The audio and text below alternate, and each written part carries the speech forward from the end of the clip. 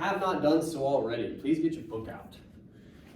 We're going to talk about that pretty much the entire time, not least of which because that's all we got going right now, right? It's the book. All right. So the tenor for today is going to be, we're going to move around a little bit. It's a long novel. At least, I mean, I would imagine most of you feel like it's long. It's probably about average as far as books go. Reads really quick. Anyway, because of that, one of the other primary differences between like a poem and a novel is you can just get into a lot more stuff.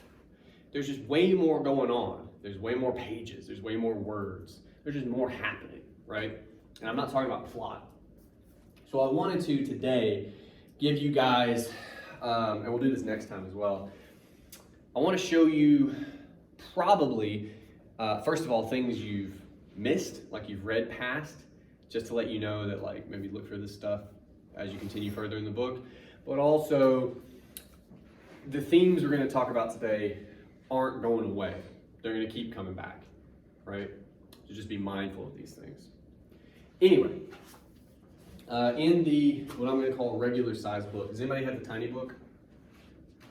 No? Okay. Cool. Somebody in my last class did. The pages are different if the size of the book is different, the pagination. So anyway, we are going to start on page 44 in the regular size book. Oh, I suppose I am recording this. If you are in the tiny book, I don't know this page. I do know the next one in the tiny book, but we are in chapter 2. We're just going to talk about weary for a second. Oh, and if you're using an e-copy, you can look up Roland Weary was only 18. That's the paragraph we're going to start on. It's right after one of those little breaks.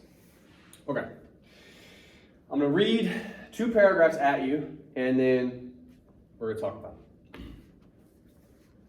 Roland Weary was only 18, was at the end of an unhappy childhood spent mostly in Pittsburgh, Pennsylvania. He had been unpopular in Pittsburgh. He had been unpopular because he was stupid and fat and mean and smelled like bacon no matter how much he washed. He was always being ditched in Pittsburgh by people who did not want him with them. It made Weary sick to be ditched. When Weary was ditched, he would find somebody who was even more unpopular than himself, and he would horse around with that person for a while, pretending to be friendly. And then he would find some pretext for beating the shit out of him. It was a pattern, the narrator goes on to say. So last time, we also talked about Weary, but we mostly concentrated on the kind of dude he was in Germany, right? Like in war. And here we get, for 2 paragraphs, a look into who he was prior to that. His backstory.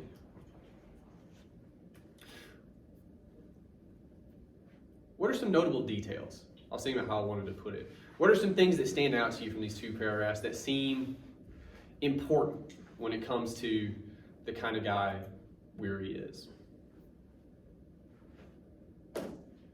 He just kind of puts off an aura of dislikingness, I'd say. Like people just naturally don't like him. Yeah, well, and we get, I think, maybe some reasons why, right? Like, what are some details we get about the guy? First of all, I don't know how a person can smell like bacon and not wash that smell off. Something, I picture him as very sweaty, like very, that's because it's got to be body odor, as gross as it is. Like he's just gross. He's kind of gross. But yeah, that's a super interesting detail. The bacon smell, the meat smell that won't come off. Okay. So he's off-putting, I think you said. Sure. What are some other details we learned about him? He was always being ditched in Pittsburgh by people who did not want him with them. Always getting ditched. And we mentioned that last time. Again, what that means in Germany is he's a lonely guy. But again, when it comes to his backstory, we're getting some information about why that is one way to think of it. Yeah, he's always getting ditched. Probably has something to do with that bacon smell, What else? There's a couple other things about him. We gotta get this list kind of in the air. We get a nice little laundry list of things about this guy. Maybe reasons. Unhappy childhood. In Pittsburgh. Pittsburgh has a bit of a reputation as well. I think we're kind of maybe using that. But yeah, it seems like his life hasn't been great up to this point. Short as it's been. He's only 18, right? What else do we learn about him? Might also be further evidence of that unhappy childhood you mentioned. It's clearly he's got some sort of complex in a way of. I don't know if we can say it's clear. I mean, he definitely, yeah, well, I mean, simpler than that. He gets picked on, so he picks on the person who. Why does he get, yes, why does he get picked on though? I just want a complete picture of this kid. Because what? Just because he's not the smartest and he's got kind of. That's not what we say. What are we saying? Stupid. He's stupid and fat and mean. That is a hell of a combination for a person. I would probably ditch him too. He sounds awful. He does. Okay. Now my question, because this whole class isn't just let's rag on Weary, right? I think we can do that pretty easily. But yeah, we could spend the next hour. Yeah. Just. Well, but here's what's interesting, right? I think we would pretty much all agree he sucks.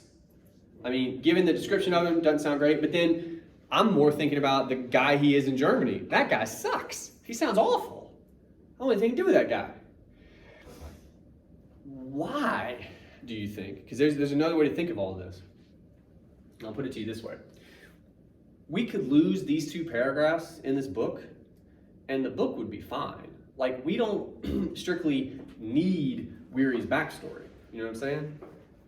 So that, to me, supposes the question, why do you think, like, what's the purpose, right? What's the function of learning about Weary just a little bit, just for 2 small paragraphs? Why does the narrator give us this information about him, do you think? This awful person. To make us unsympathetic. Unsympathetic, you say? Why? It could be equal point to make him sympathetic or unsympathetic. It's Oh, hard to you tell. gotta pick one. you can't sit on the fence your whole life. You could, believe me, I've been going for it for 19 years. Well, look, I'll put it to you, maybe I'll help steer you a little bit. I think all of us, because we just said a couple moments ago, we're pretty unsympathetic to Weary, right? He beats the shit out of Billy. He badmouths him to the point that a guy vows to kill him, right? You know, he seems like a pretty shitty guy. What does learning any of his backstory offer us? Again, think about what we learned. Stupid and fat and mean. Smells, no matter what he does. Always getting ditched. Why tell us any of that, do you think? Not Dalton for a second, because he's like the only guy who's said much. Why give us any of that, do you think? Does it change even a little bit? I'm not saying completely, but like 2% change your image or your opinion of Weary at all to learn this stuff about him?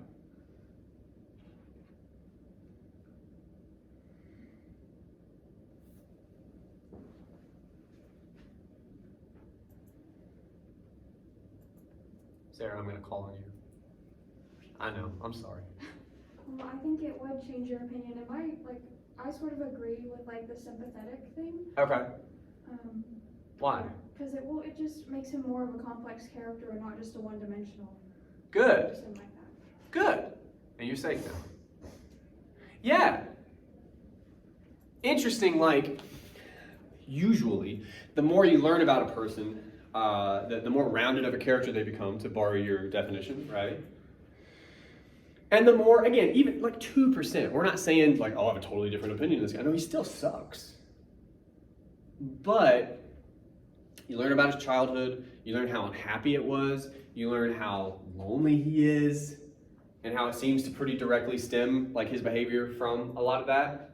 It's a little bit of an explanation, right? It's a little bit of you could feel almost sorry for the guy. A little bit. He's only 18. You may not like this next part. He's a kid. He's a kid who had a shitty childhood. Lo and behold, he ended up being kind of a shitty person. Yeah. So it's interesting that we do that we make him a little more human, right? A little more sympathetic. We do that throughout the book with a lot of the major characters, not all the characters, obviously.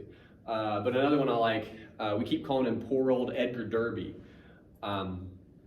He's like the leader by default for the Americans because no one else gives a shit, basically.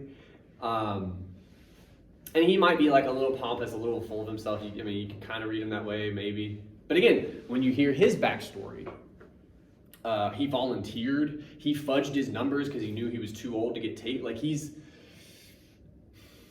trying to do what he thinks is the right thing. You know what I'm saying? So even he, like, when you find out about these people, a lot of the time, I think there's a reason for that. Now, there's a bigger question, which is, why does the narrator give a shit, like, if we sympathize a little bit with Weary, right? Like, that's, why does he maybe want us doing that? We don't have to have an answer for that right now. But I want it on your radar. I want you kind of recognizing if you see it at some point. Oh, he's doing it again. Why is he trying to have us see through this guy's eyes a little bit, or not hate on him quite so much, right? Like, why, what's the purpose? It's because people are always deeper than that. Yeah, for sure. But it's kind of weird. Like, again, you can almost argue the book has to do that for us to recognize that about these characters, right? So it's like fighting some like presumption that we seem to have, or something, you know what I mean? Like it's working against something that Vonnegut knows we're given to do, maybe. But anyway, I'm tabling that for now. But I wanted you guys kind of recognizing that does happen throughout the book. Okay, I don't mean to go on a tangent here. Okay. But as much as, you know, Mr. Vonnegut has to do these things to make us feel sympathetic to some of the characters who show more negative traits in the book. Yeah. Like Billy's not all that great either. And sure, he's more a victim of circumstance, but... We're gonna talk about Billy, but no, Billy, I don't like him. I think often, sometimes in these classes, I'll call him one of the most unlikable characters in American literature. Yeah, I think so. But we also, because we see so much of Billy, we really can't talk about him fully until we're much closer to the end. We will end up finding out some things about Billy too. But yeah, it's hard to root for many of the people in this book. Like most of the time. Some of the nicest people in the book have been the Germans. That's interesting, isn't it? As in, you know, literal Nazis. Yeah, well, but here again, we never call them that. No. We never call them Nazis. Uh-huh. They are. They are, but We're not calling them that. That feels intentional too. it's an anti-war book. I mean, Yeah. That's a hell of a detail to leave out. You see the sympathy on both sides. Yeah. Well, look, I mean, I'll put it to you this way, and then we have a lot to do, so we'll move on. But if you think about it, I mean, like if a dude rose to power tomorrow, it was like, we're all Nazis. You got like two options at that point. You got to like probably get the fuck out, or you're a Nazi now. Like there's not a lot of, and I'm not saying there weren't people in Germany at the time who were like doing the thing that I'm not going to do on camera, you know, the salute. There's plenty of folks in Germany who weren't down with that, but everybody around you is. Peer pressure.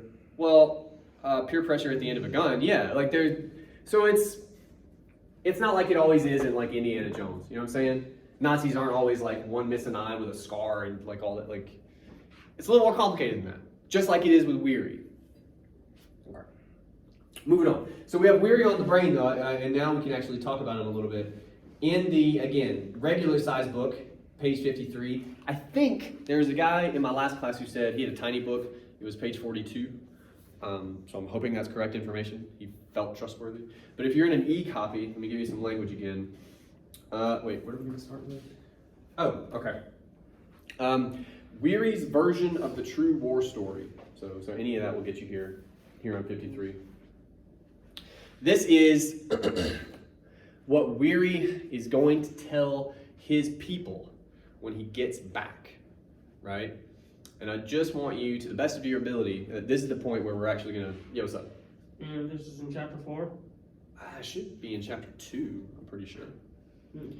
You might be able to just look up version of the true war story, but it should be nearly positive it's chapter 2. I think it's near the end of chapter 2, so it's damn near chapter 3, but. But I just want you thinking about, again, anything that stands out to you as odd or interesting for any reason. We're gonna do this a lot today. Okay. Weary's version of the true war story went like this. There was a big German attack, and Weary and his anti-tank buddies fought like hell until everybody was killed but Weary. So it goes. And then Weary tied in with 2 scouts, and they became close friends immediately. And they decided to fight their way back to their own lines. They were going to travel fast. They were damned if they'd surrender. They shook hands all around. They called themselves the Three Musketeers. But then this damn college kid, who was so weak he shouldn't even have been in the army, asked if he could come along. He didn't even have a gun or a knife. He didn't even have a helmet or a cap. He couldn't even walk right. Kept bobbing up and down, driving everybody crazy, giving their position away. He was pitiful. The Three Musketeers pushed and carried and dragged the college kid all the way back to their own lines. Weary's story went. They saved his goddamn hide for him. Does anything stand out to you guys as potentially interesting or odd about Weary's true war story? I mean, in an honest sense, even though that's not what happens, had things gone differently, that's what would have happened. Not entirely, but you mean the saving Billy? Like Yeah. if they got out? Yeah, and he's kind of forecasting a little bit, like in a hopeful way, what he thinks. Well, again, if he's going to get out and tell his story, that's kind of in some ways how it's going to have to go, I suppose. Yeah, maybe. Kind of. What else stands out? I mean, again, I'm looking for details here. Anything you can point to in these 2 paragraphs, his true war story. Anything stand out as odd, potentially interesting? I mean,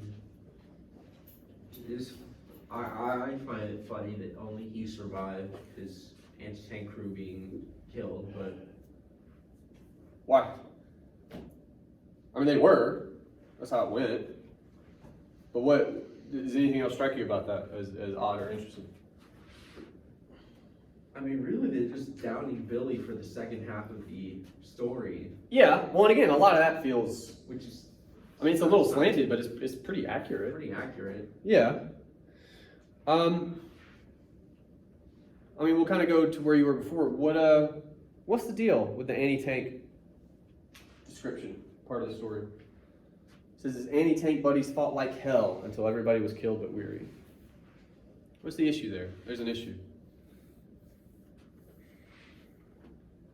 If you recall, we talked about the scene he's referencing last time. That was that quotation where you guys were like super unhappy that we were talking about his anti-tank gun. Yeah, some of you remember now. Yeah, that. What's the deal with saying his anti-tank buddies, Weary and them, fought like hell until everybody was killed but Weary? What's the issue with that? It's not really. I mean, Weary missed. Well, he says they fought like hell, so what's the problem? What really happened? They fired one time, right? And missed, and got blown away. It's kind of a lie. It is a lie. You could describe that in a couple ways. Fighting like hell, I don't think is one of them. We're not saying they didn't do their best. We're not saying but when you picture fighting like hell, that's not right. Yeah. So even if you're nice, he's embellishing, but he's lying. Okay, well, might he be embellishing anywhere else? Because again, a lot of this is accurate. A lot of the Billy stuff is pretty accurate in its way. He definitely has a tone. Do you see any other, let's call them lies? Do you see any other lies in here? Not really Three Musketeers. I mean, the scouts straight up ditch him. They do. Well, and a couple pages from now, when it slips, he references, he refers to all of them as the Three Musketeers. The scouts look at him like, what? So that kind of tells you, again, this is all in his head. This is all living up here. And the one time when he accidentally vocalizes it, the other people around him are like, "Dude, what are you talking about? We are not buddies." Right? Friends. Yeah, they're like everybody else. They ditch him. They hate this guy. Okay? So, why then, because it tells you this is what he's going to tell his people when he gets back. Why, do you think? Because he wants people to like him, Respect him. sympathize with him. And he's feel going to sorry build for him. he's going to build that based upon false information. Yeah. Yeah. Yeah. Yeah. In all honesty, I don't blame the man. Well, I mean, there's more to what we're going to talk about, but again, if nothing else, I would say it feels intentional that the narrator keeps calling this Weary's true war story. He keeps calling it that. It's his truth. Well, and again, that's an interesting, very 2021 phrase that we have. You can have your own truth. It's like, what?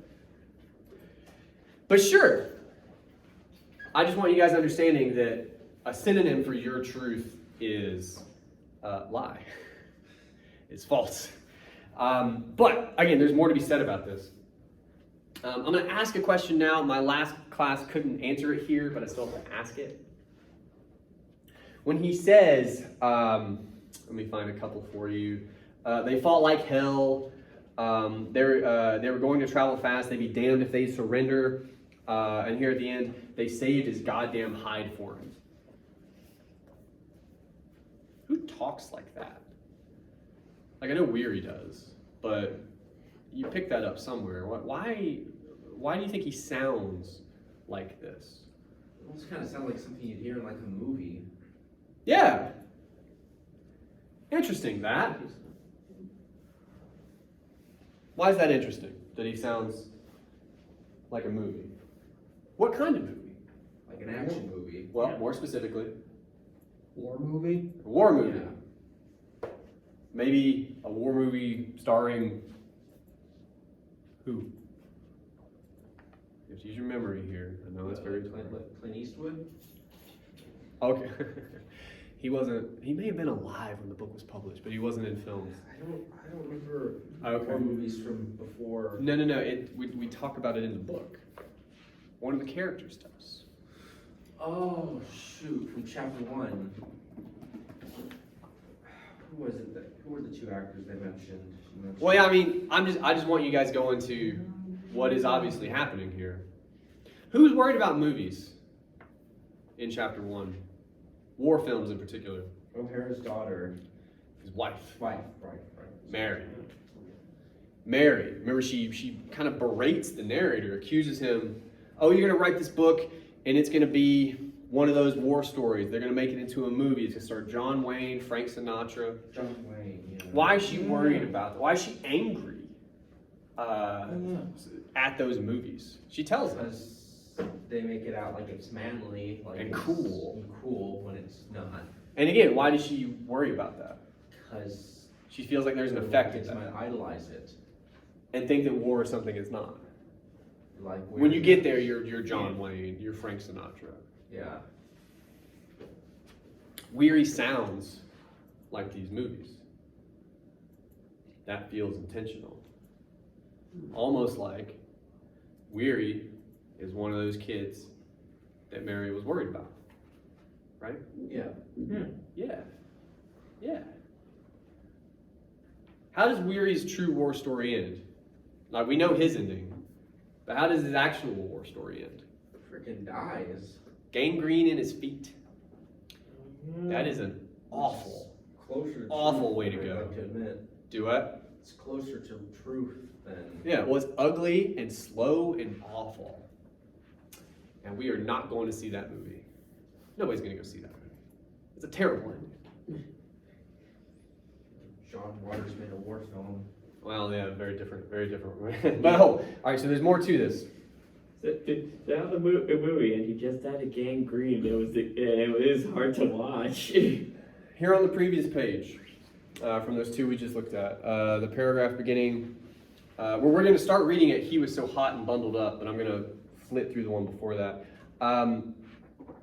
All right, so the one before that, Billy and the scouts were skinny people. Roland Weary had fat to burn. Basically, he's busier than everybody, so he assumes he's the leader. Right. Oh, forgot to mention that. What? Weary keeps going on about how Billy is slowing them down. He doesn't have a coat and he doesn't have a. Though it kind of sounds like Weary's wearing more than he should. He is. We're about to talk about it. No, he absolutely is. He was so hot and bundled up, in fact, right? That's how this paragraph begins. He had no sense of danger. His vision of the outside world was limited to what he could see through a narrow slit between the rim of his helmet and his scarf from home, which concealed his baby face from the bridge of his nose on down. He was so snug in there, he was able to pretend that he was safe at home, having survived the war, and that he was telling his parents and his sister a true war story, whereas the true war story was still going on. So, and there's a couple interesting things in this paragraph we're looking at now. And again, I'm just curious. I'm trying to warm you guys up a little bit. Anything you notice from this paragraph that might be worth talking about just a little bit? Anything at all? Stand out to you? I mean, his scarf is from home. That seems like an odd detail to point out, right? I mean, Yeah. it's even though it makes it sound like his home life wasn't the best. Oh, I mean, what leads you to that? He literally said he had an unhappy childhood. Oh no, that does. The scarf. Well, you linked it to the scarf. I was like, I don't know how you get that from the scarf. Yeah, we know his home life sucked. The scarf seems fine, at least right now. But it's from home. He brings it with him. Right. What else does the scarf do? Covers up his baby face. Covers up his baby face.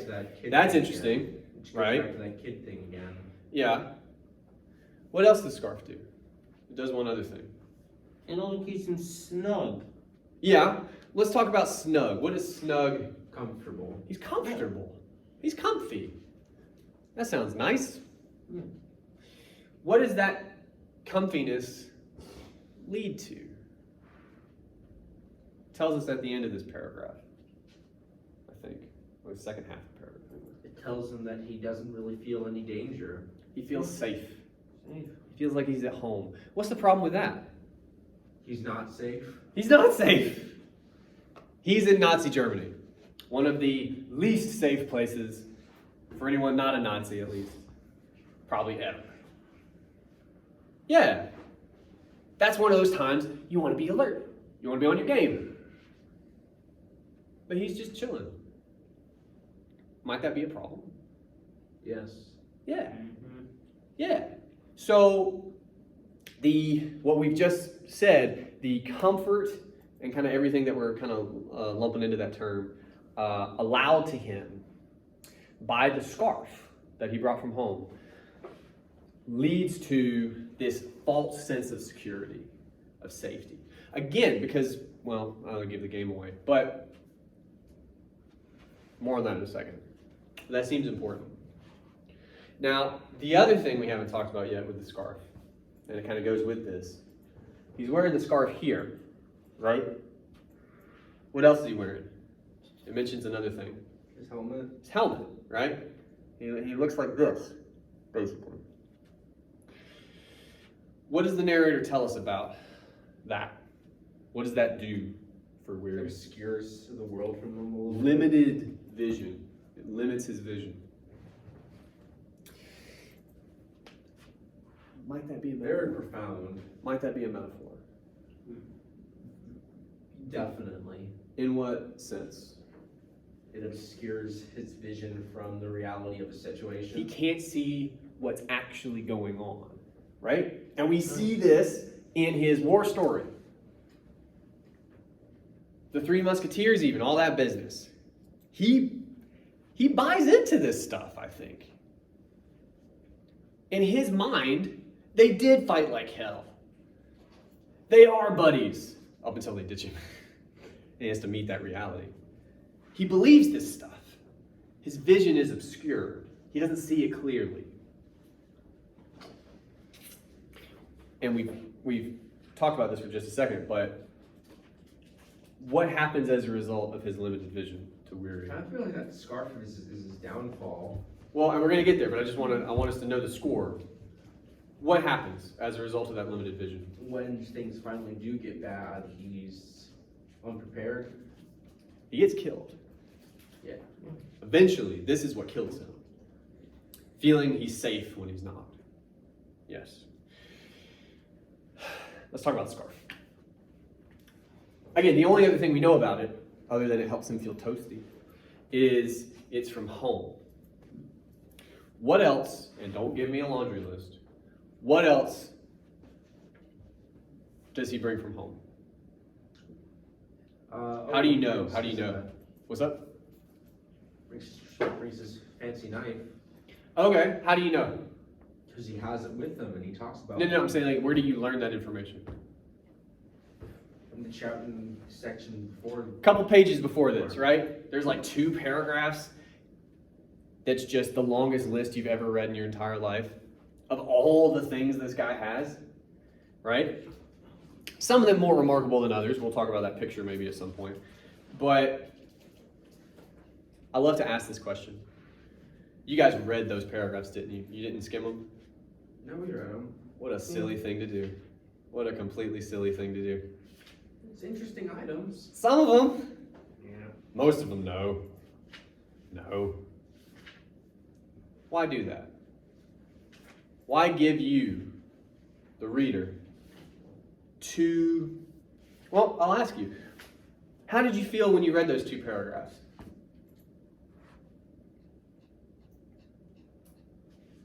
All the shit he has. I mean, I read it because I like soldiers' kids. Okay, well that's a very specific I hobby. like learning about what the soldiers had during the war. Was it fun reading those paragraphs for most of you? Was it enjoyable? No. So again, I would ask, why include them? Emphasis. On what? Why give you 2 paragraphs that feel like a chore to read?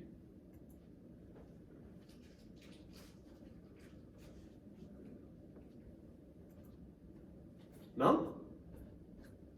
Are you trying to make a point that it's pointless? No. No. Quite actually, I think the narrator, Vonnegut, has a point in making you trudge through those damn paragraphs. Is it like emphasizing how much he has? What do you mean by that? Like just like in comparison to everybody else, he has like an abundance of items. Yeah. Well, then let's push on that some. What might that abundance of items mean for Weary? More safety. It feels more prepared. Yeah, well, and you use an important verb there, feels more prepared. Oftentimes our feelings, we find out later, are ill-founded, right? You can feel one way, and that's based on no real information, you know? Sure, that could be part of it. But simpler than that. Again, think about the way you had to, and I use this verb consciously, you had to like trudge through those paragraphs, those awful 2 paragraphs that I assigned to you. Might that, you could argue, even be some kind of a metaphor? What do all these things do other than cloud his vision, which we're going to talk about more? What else do these things do to Weary? All this shit he's carrying. What would it do to you? It'd make you feel tired, hold you down. It'd slow you down. Which is exactly what happens to you when you read through those fucking paragraphs. I skim every time. I'm like, okay, yeah, I've done this plenty of times. Moving on. Yeah, it's a slog. Much like Weary's movements with all that crap. I don't know. I think some of the items are important. I'm not saying they're not, but I'm telling you, the rhetorical effect of a huge list like that is unequivocally boredom. And I think it's intentional. I mean, he ends with a punctuation mark. You know, the pony picture. Again, we'll talk about that later. All right. Now, we have all that, and the scarf is part of that inventory, right? Mm-hmm. He brings all this from home. When we describe the scarf, all we say about it, I think, is it's a scarf from home. So that seems like key information. I'm going to ask you, what did you bring from home today? And I'll have to add the sidebar. Can anybody hear my stomach? No? Because I'm self-conscious. I'm very hungry. I'm very self-conscious. Okay. I hear it. It's driving me crazy. All right. What did you bring from home with you today? Like there in the back, we got a phone, right? Just, you got your phone, you got your notebook, your book, hopefully. A ruler or something? Math class. Okay. I mean, I assumed. You're not just out here like, how long is that? Yeah, but other than, like weary, all the shit. That's what it is, right? Just all the shit you have. Other than that, what else do you bring with you? What else do you bring with you? Yeah, other than that. If I dropped you off in the woods naked, which would be a hell of a thing to me or do to you, I apologize. What would you take with you? You still have something with you. Clothes? Naked. Don't worry about how I got them. What do you take with you? Not your dignity. I mean, some people are fine with it. What do you take with you? You take this with you everywhere, Your no matter what. mind? Huh? Your mind? Yeah. Let's talk about that some. What do you carry around with you in your head? I can't take this from you. A lot of stresses. Thoughts. Okay, stress. Okay. Dreams. Okay. Yeah. Imagination? What? Imagination? Yeah. What else? You brought this with you today. Willpower? Maybe. Some of you have questions about that, actually. Memories. Yeah. Your lived experience. You take it with you everywhere, no matter what. I can't really take that from you. Not without maybe really powerful drugs that I don't have access to. Yeah. Weary brings those too. And I'm actually using my memory right now, but I don't believe we ever explicitly point to those. But I'm interested in the scarf from home. I'm interested in the limited vision, right? All the stuff he brings from home weighs him down. Some of it's interesting, we're not disputing that, but it's a lot.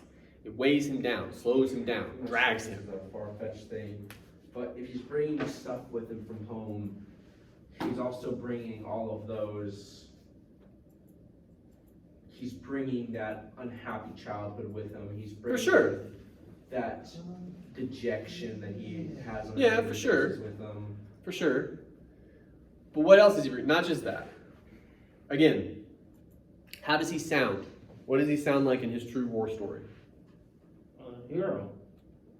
From what? From battling a major From the- battle with the Three Musketeers. American action. From one of those movies. He brings that with him too. And it limits his vision. He is exactly what Mary was worried about. He's so blinded by what he thinks war is supposed to be, he can't see it when he's in it. Right? And you can pretty easily argue that that's what ends up getting him killed. All right. Moving on. What time is it, by the way? We got here 12:15, is that right? Woo. Let's see what we can do. All right. Totally changing gears. I told you I want to talk about a couple things today. Page 109 in the normal size book. Tiny book. I believe it's page 86. That's what the trustworthy fellow told me. If you're in an e-book, we're going to start at, you could look up Blob of Amber, would probably get you there. But we're at the very end of chapter 4. Okay. So this is not just later in the book, this is later in Billy's life. Again, we zip all around in the narrative, you know. But he's much older here. He's a successful optometrist by this time. And he's going to get abducted by aliens. You remember that, huh? Simple as. Yeah, well, I mean, you guys remember that from your World War II history, social studies class, the part where the aliens show up, they start taking Yeah. people. Yeah, Definitely. Yeah. UFOs, all that stuff. yeah. So now Billy is going to ask them, I think, a couple pretty standard questions. Like he opens with, where am I? He follows that with, how did I get here? All of those, again, very like, that makes sense to me. Apart from screaming, I think those two questions are like what you would do. You know, what's going on? Like that sort of thing. Okay. But it's the responses of the Tralfamadorians, these are the aliens, that interest me today. Billy says, how did I get here? The Tralfamadorian responds, it would take another earthling to explain it to you. Earthlings are the great explainers, explaining why this event is structured as it is, telling how other events may be achieved or avoided. I'm a Tralfamadorian, seeing all time as you might see a stretch of the Rocky Mountains. All time is all time. It does not change. It does not lend itself to warnings or explanations. It simply is. Take it moment by moment, and you will find that we are all, as I've said before, bugs in amber. What is time? Jerks. Well, again, we're thinking about why people see the world the way that they do. What is time to a Tralfamadorian? It says all time is all time. What did it say? It's distance. It's an image. Well, they see it differently than us. They see it like the Rocky Mountains stretched out in front of them, he says. He says all time is all time. It does not change. What's he saying about time? If he can see it all in front of him, it doesn't change. You can't change the future. Or the past. Or the past, which we know that one. But yeah, the future's pretty interesting. We have words for this to describe this worldview, I suppose. Can you summon any of them? You can't change the future. Destiny. Destiny, fate. Yeah, that's all we're talking about. When the Tralfamadorians talk about how they see time, they do literally, according to them, see it differently than us. Okay. But all time is all time. It is fate. Nothing you can do about it. Right? What you were always going to make that decision you were going to make. Yeah. And Billy responds with this. You sound to me as though you don't believe in free will. What's that got to do with anything? It's our belief that we can change. Yeah, that's what free will is. Yeah. You have choice. But the Tralfamadorian basically tells him that fate is how the universe works. It's how time works. And Billy comes at him with a question about free will. Why? What's that got to do with destiny? Free will. It kind of goes against destiny. How so? It's literally the opposite. How so? Definition-wise. Why? Is destiny saying you can't change it? Free will says you can. Free will says you have a choice. And so what we're saying here is the worldview of everything is destined or everything is fated means that choice does not exist. There's an illusion of choice, perhaps, but it's not a real, you were always going to make that choice, whatever it is, right? It was fated. That's going to keep coming up. Most of the time, the Tralfamadorians show up, and they'll show up just for no damn reason sometimes. They're almost always going to talk about time and fate. And another way to think about that is the absence of free will, the absence of choice. It seems like the narrator wants us thinking about that for some kind of a reason. And we don't have to solve that just yet, but again, I want it on your radar because it's going to keep coming up. This question of free will versus fate. I do have some questions, though, that can help us think about it a little bit more right now. First of all, the absence of free will, right? Fate. I'll put it to you, I think there's a character in this book who embodies that idea completely. Who might that be? Who embodies the idea of fate, absence of free will, more than anybody else you've probably ever encountered in this book? Who doesn't make choices in this book? There's really only one character.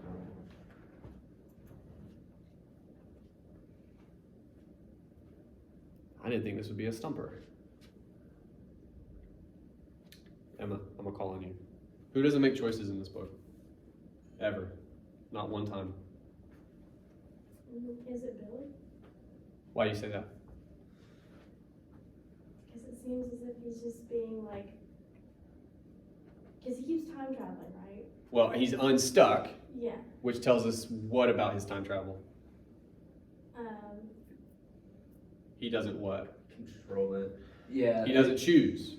Yeah, it's very well incoherent. It's like it's more based off like kind of like a dream. Like it's more based off like he feels or remembers something, and then It's very he's like, unstructured. bam. And, yeah. So he doesn't choose where he goes, when he goes. He just does it. And even when we're with him, wherever we're with him, again, I always like to point to when they're running from Nazis, from Germans, he leans against that tree. He's like, just leave me, guys. I just want to turn into steam. Or when his dad teaches him how to swim, he's going to drown. He just sinks. He makes zero choices. His career, optometry. Does anybody remember why he chooses that career? Because his father was an optometrist? His father-in-law just sets him up in business. He's like, hey man, you should do this. There's a bunch of money in it. But he's like, okay. So I guess his whole thing is he's all very much His whole life. sedentile. His life, as much as you can, is emblematic of lack of free will. That's what it looks like. It looks like Billy. If you make no choices in your life, basically, it's a life like Billy's. Other people, all through the book, are just pushing him around. Weary, drags him, right? He's a rock. Kind of. That feels intentional. Unmoving.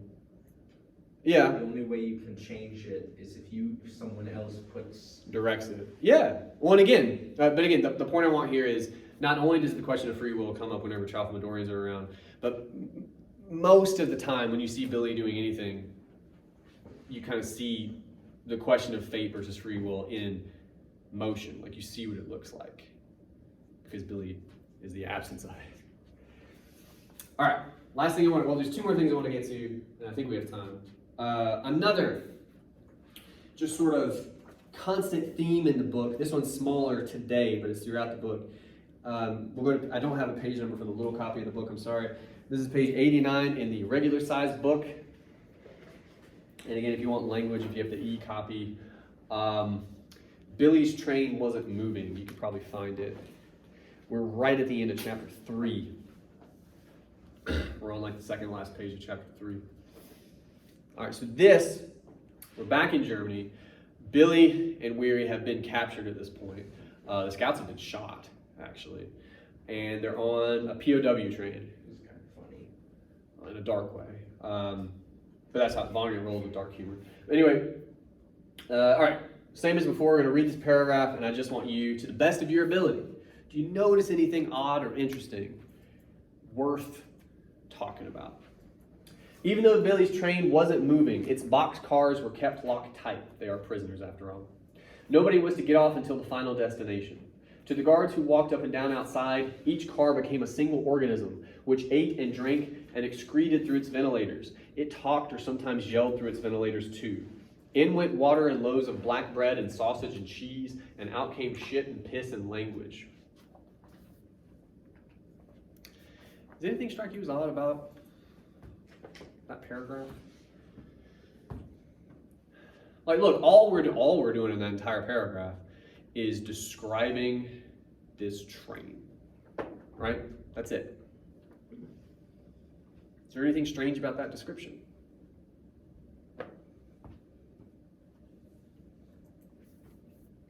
I'll wait. I mean, it's kind of dehumanizing a little bit. Why do you say that? Well, they make it out like every train car they say every train car to the Germans became a single organism. Well, let's stop there before we think about what it might mean. Again, I want to focus on, because look, I may or may not have said this at the top of class. So much of today I'm worried about is, again, you guys just skating past things you may or may not end up writing about, but it's things that are worth noticing, right? This paragraph is worth noticing because we talk about a train and we call it a what, Dalton? A single what? What do we call Organism. it? An organism. You may have heard a train described in several ways in your life. That is not one of them. That's worth making a note. You're like, and again, it may not be something you solve, but you can't solve anything if you don't notice it, okay? We're calling trains organisms. Let's go ahead, underline it, or write something, like make a note. That's worth noticing. Okay. How are they organisms? We go on to explain that. What do we say when it comes to these trains? It talked or sometimes yelled through its ventilators. All right. That's pretty weird. Train's talking now. What else? There's a couple other details we need to get out here. It seems to all center around the ventilators in this paragraph. What else goes on with those? What food goes in and waste comes out? Shit and piss and language. So these trains aren't just organisms. What are they? Alive? Well, but more specific than that. Shit and piss and language. They're like a person? They're people. Your dog can do many things. He can't talk. That language thing is key. So, trains are people. That old song, we know that one.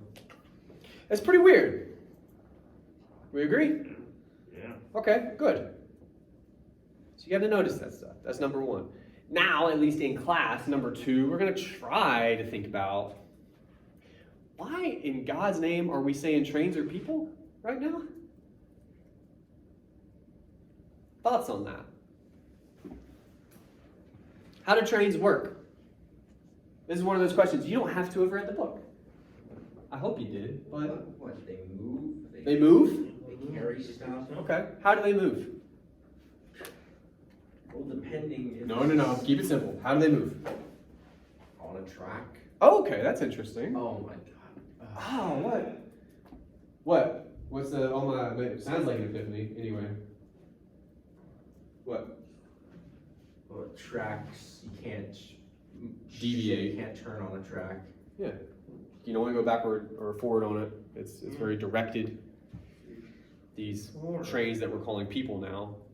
Are fated to go in one direction. Oh, that's interesting, isn't it? We're talking about fate again. We're talking about free will. Trains, of course, don't have it because they are inanimate. But if you compare them to people, and you make them people for the sake of a metaphor, well, then you got to carry the metaphor to its logical conclusions. In this case, they're on a track. And hey, double trouble. What are these trains full of right now? People. No. Another P word that you can say in class. Be careful. Prisoners. Prisoners. That feels intentional too. Right? If you don't have free will, if you don't have choice, we have a word for that. It's prisoner. Yeah. There's much more to say about that. We got to read more of the book. But again, this question of machine, I call it like machine to humanity, almost. I'll give you another really, really quick example. You don't even have to turn here. It's at the end of chapter 2. He slips it in little moments like this. I just want you to notice it.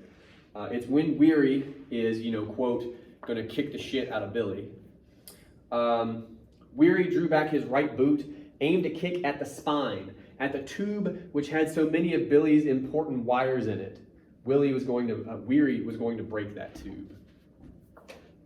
Your spine, Billy's spine is a tube with a bunch of important wires.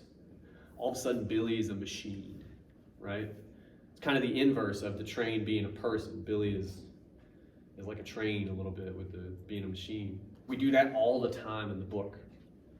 And again, I would say, it feels important. It feels like the narrator wants us thinking about why he's doing that. What idea might he be trying to communicate with these metaphors he keeps giving us? Strange metaphors.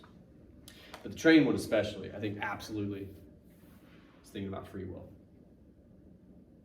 All right, last but not least, I like to end on this, and God help us, we got just a little bit of time to do it. This is at the end of chapter 1 in the regular book. It's going to be pages 27 to 28. And if you need some language to get there in an e-copy, I looked through the Gideon Bible, he says. So he's talking about when he's in a motel on his way to see Bernard and Mary. And most motels have a Bible in there. What story does he read? Do you remember? I mean, I guess you could look. I gave you the page. 27, 28. He liked the story of Lot. Well, Sodom and Gomorrah. But yeah. We get to Lot here at the end. Very quickly, just to make sure we're all on the, pardon the pun, same page. Can somebody give us the real short version of Sodom and Gomorrah? What happens? So it's 2 cities full of Bad people. bad. Yeah, they're pretty bad considering what happens to them. What happens to them? They have Smited. fire bombs them. Basically, Yeah. God smites them with fire and brimstone. Just destroys both cities. Okay. Almost a little bit like Tristan. And a little bit, but before he does that, he goes to Lot, who's like the one dude in town who's not awful. Says, hey man, I'm about to do this. You should go. Take your wife. He gives them a directive. What's the directive? It's pretty famous. Don't look back. Don't look back. Good. And then, of course, how's that work out? Well, Lot looks back and she turned into a pillar of salt. Lot's wife. Mm-hmm. Yes. The narrator is interested by that. He says those were vile people in both those cities, talking about Sodom and Gomorrah, as is well known. The world was better off without them. And Lot's wife, of course, was told not to look back where all those people and their homes had been, but she did look back, and I love her for that because it was so human. So she was turned to a pillar of salt. So it goes. Now look, I'm a long way from Sunday school. I did go when I was little. That was not how it was taught to me. The moral of the story, as I've always heard it, was never, good on her for looking back. That's not the point of the story, right? It's meant to be a cautionary tale. Do what you're told, this sort of thing. The narrator has a different idea. He says he loves her for that, for looking back because it was so human. What we're going to try to solve here in the next 15 minutes is what on earth he might mean by that. We'll see, we'll do our best.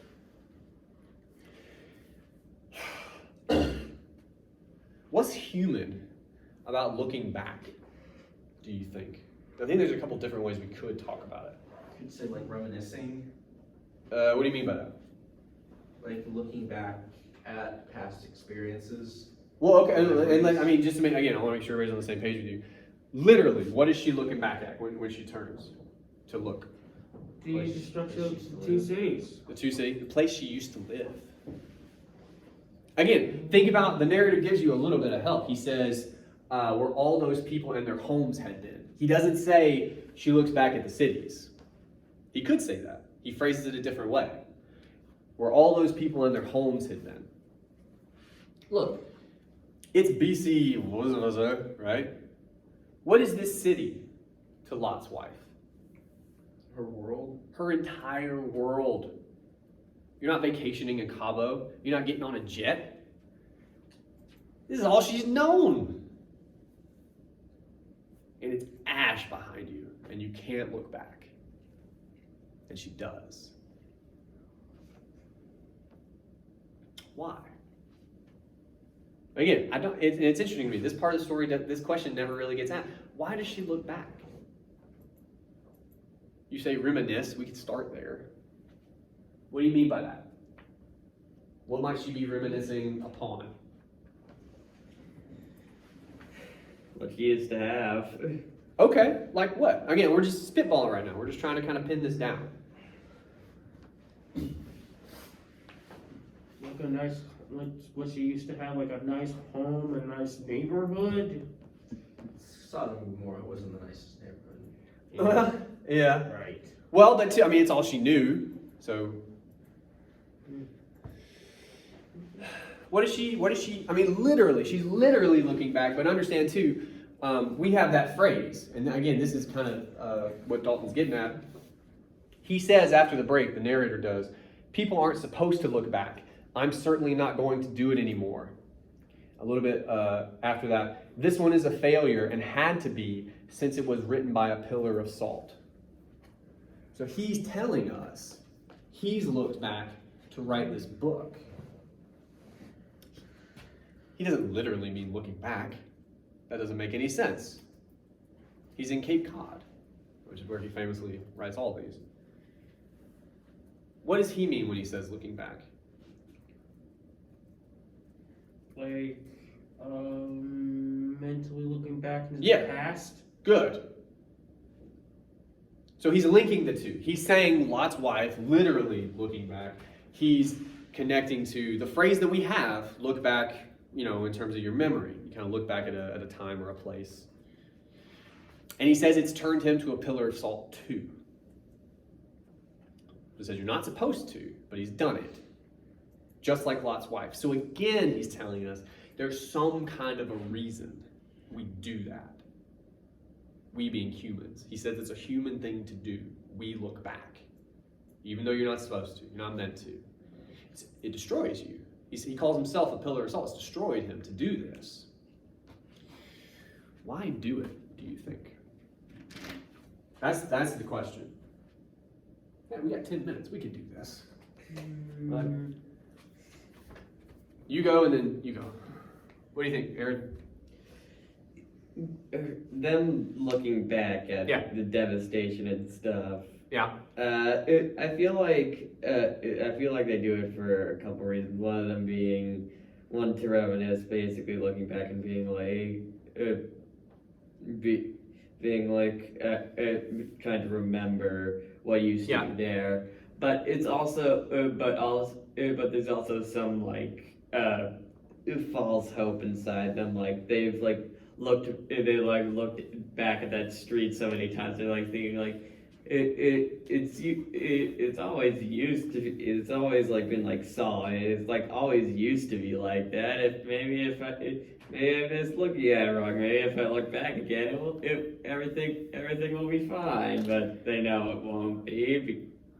No, I mean, yeah, there's a, you say basically like a false hope quality to it, maybe, and look, that could be part of the human aspect that we're talking about. I mean, what are human beings if not messy, wrong?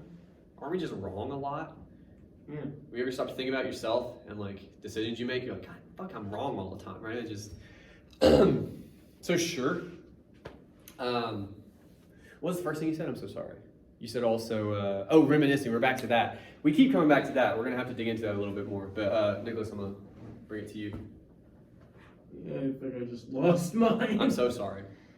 Well, it'll come back to you if we pivot away from you for a second. Let's talk about reminiscing. It's come up twice now. We must do that for some reason. And I know we think about great things that happened. We like to do that. We also like to think about shitty things that happened. I mean, maybe isn't the right verb, but we do it a lot. I don't know that it always helps us to do that. Maybe sometimes, but a lot of the time, I don't think there's a practical application. There's no good damn reason to look back on whatever that thing was. But we do it anyway. We do have a morbid sense of curiosity. I mean, yeah. Well, and that's part of the Lot's wife thing. Is as soon as you tell somebody not to do something, what's the first thing you're gonna do? Do it. Absolutely do it. Yeah. Wait, I'm not supposed to look where? Okay. Oh fuck, I'm salt now, right? Yeah. I mean, yeah. There's that. But I think it's deeper than that. It's just the proven fact that bad things stick more in people's minds than good things. Yeah. When something bad happens. Well, but even if it comes up in your head, right? If we're talking, let's talk about free will for just a second. You do, at least in some instances, have the power to choose to not dwell on that thing, right? You may have even received this advice before. Oh, don't think about it. Put it out of your mind. Like, we have this. Look, Bernard V. O'Hare does that. Does he not? I'm not going to talk about it. I'm not going to think about it. I've left that behind. I don't remember, he tells him. And we know that that's not true. He spent decades writing this book. He spent decades looking back and thinking about it. Why? Why do we do that?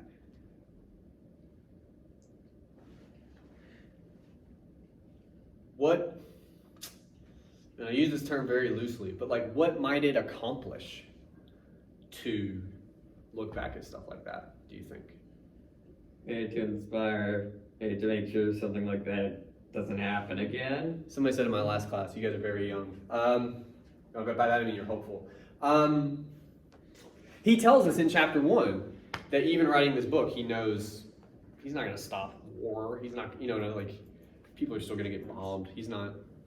But he does it still, right? With that knowledge. So it's got to be something more than that. Like, again, maybe there's hope. We talked about false hope. You mentioned false hope. But I think there's something more than that. Again, Lot's wife can help us here. Why does she look back? We've named a lot of reasons, and I think all of those are in play. But we're missing one. Why does she look back? When we get it right, where all those people in their homes had been, is what he says. Why does she look back? What does that accomplish? If only for a moment.